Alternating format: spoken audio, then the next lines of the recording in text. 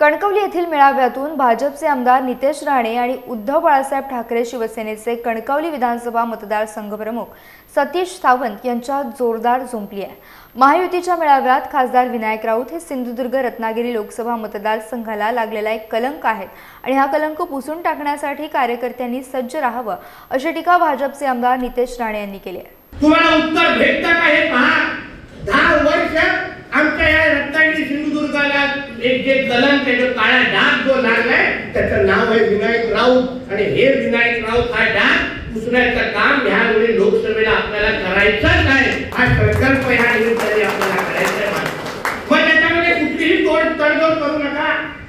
तुम्हाला फोन करतील, आम्ही दाखवतील, तुमच्याशी चर्चा करतील, तुमच्यावर मुद्दामून फोटो काढायला येतील आणि मग फोटो मुद्दामून त्या सोशल मीडियावर फिरवतील, पण तुम्ही निर्धार करा, तुम्ही निश्चित राहा नाही मी महायुतीच्या बरोबर कुठल्याही पद्धतीचं चुकीचं काम करणार, चुकीच्या जागे दिसणार नाही।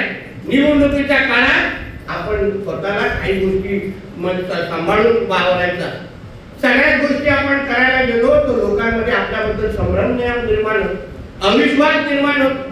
याबद्दल या कुठल्याही गोष्टी तुम्ही करू नये एवढी विनंती मी या निमित्ताने करतो। तर भाजपचे आमदार नितेश राणे यांनी विनायक राऊत यांच्यावर केलेल्या टीकेला कणकवली विधानसभा मतदारसंघाचे प्रमुख सतीश सावंत यांनी सडेतोड प्रत्युत्तर दिले।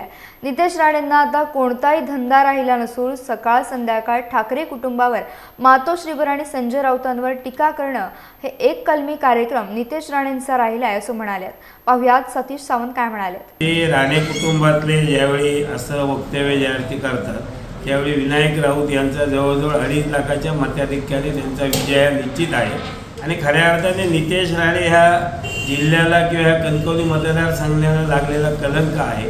फक्त मातोश्री उद्धव ठाकरे यांच्यावरती टीका करणं, आज मला वाटतं सकाळी उठल्यानंतर संजय राऊत असतील, उद्धवजी ठाकरे असतील, मातोश्री असतील, ह्या पलीकडे त्यांच्याजवळ कोणतेही विचार नाही आहेत, ह्या असलेल्या जिल्ह्याच्या विकासासाठी नाही आहे, कणकवली मतदारसंघामध्ये कोणतेही प्रश्न नाही आहेत। फक्त आलेली कामं जी आहेत त्या कामांचा ठेका कोण घेतो आहे या ठेकेदारांकडे त्यांचं लक्ष आहे।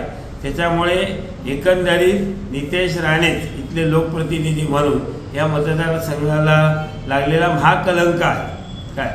त्यामुळे जोपर्यंत नितेश राणे या मतदारसंघातून जात नाही तोपर्यंत खऱ्या अर्थाने ह्या मतदारसंघाचा आणि जिल्ह्याचा विकास होणार नाही।